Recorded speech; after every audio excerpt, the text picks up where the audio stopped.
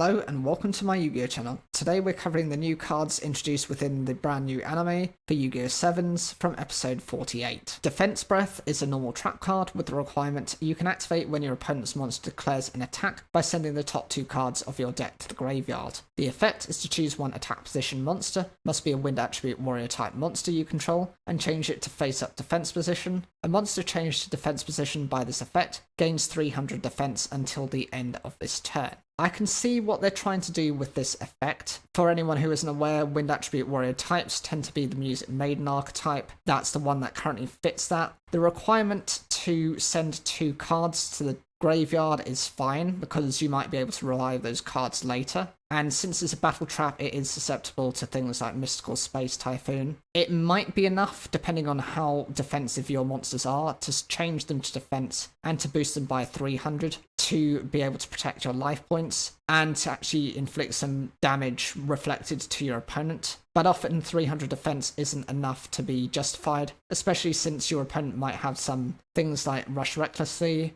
or reinforcements of the army, which are able to then boost your opponent's monster's attack points up. Music Maiden's Twin Squall is a normal spell card with the requirement you can activate if you control a face-up monster. It must be a level 5 or higher wind attribute warrior type monster. The effect is to choose up to 2 attack position monsters your opponent controls and change them to defense position. So you can consider this a little bit like a Book of Moon, but a little bit worse. It does change those monsters to defense mode, which means if they've got weak defense points, you can then get over those monsters. But it does require you to have a very specific type of monster and a specific level, so it can only be run within, say, the Music Maiden's archetype for the time being. The Snow-Capped Summit of Spectral Shangri-La is a field spell card with the requirement you can activate this card if your opponent controls a face-up monster. It must be a level 7 or higher, and its effect is, while this card is face-up in the field zone, if a player would tribute summon a monster, it must be a level 7 or higher worm type in attack position. They can do so with 1 tribute. This is meant to support Asana's deck. From what I believe, it works for worm type monsters. It does require your opponent to have a high level monster on the field, but typically your opponent will want to do this anyway, so it's not a big deal.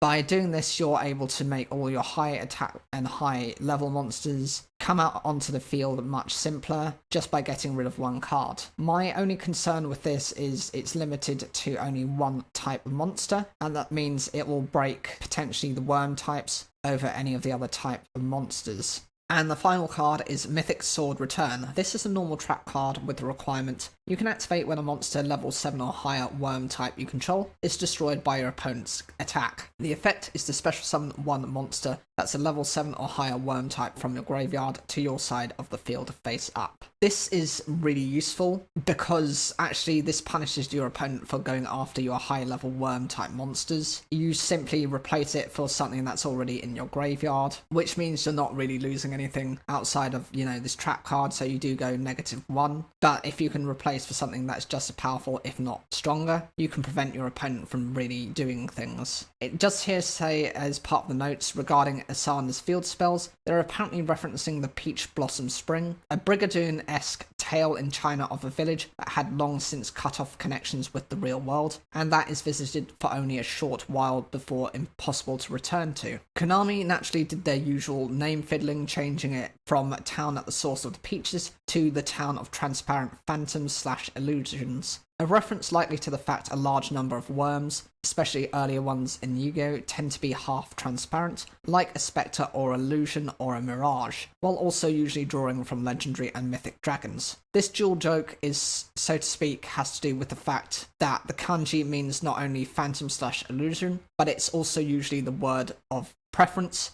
and choice in Japanese to refer to something legendary or mythic, such as the Egyptian gods and sacred beasts in Japan. A good example being the kanji, which is one of the terms you can refer to say Chimera and Pegasus to. Also to note, however, that the kanji are often used to refer to the idea of paradises such as Arcadia, Eden, Shangri-La, hence they will be sticking with that name choice. So what do you guys think of these 2 cards? Personally, I like the design of them. I think the 4 cards are actually quite useful, but they're very specific to certain archetypes. So you've got 2 that happen to work with Asana's deck, and then you've got 2 that happen to work with the Music Maiden archetype. I think Asana's 2 cards are a little bit more useful, but also more restrictive in the same turn, and helped bring out the higher level monsters with limited restrictions to them. Whatever you think, leave those comments down below, like the video if you enjoyed it, and don't forget to subscribe for more daily Yu-Gi-Oh content.